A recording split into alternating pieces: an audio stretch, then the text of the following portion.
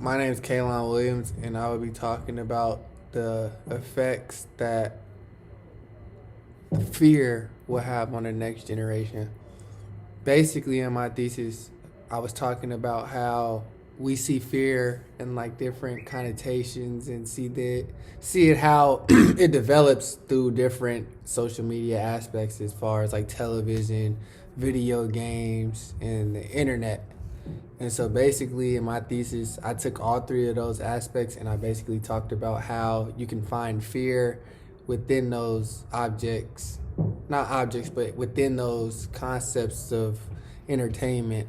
And so for for the television one, I basically said that when you when we basically like come out of the into the world as a human being, and we watch the news even when we're not supposed to be watching the news. It's kind of like you basically are kind of taught that there's a lot of stuff that's going on in your world, especially when the news is basically promoting like violence, where you'll see people getting killed by the police, or an African American male stealing a car, or anything people from like other countries like trying to set bombs on the U.S. territory and start wars. And seeing that as like a next generation like could push fear on them to understand that this isn't a perfect world, and that we always have to kind of fight for like what we want.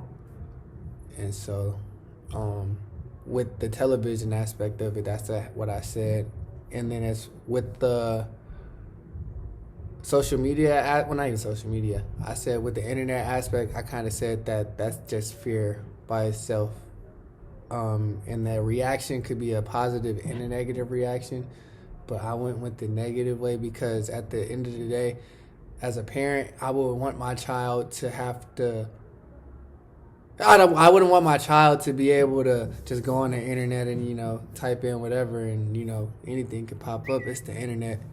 And so I basically was saying that that's probably like one of like the main sources where you can kind of catch like a really bad like fear reaction, but it can also teach your child a lot as well.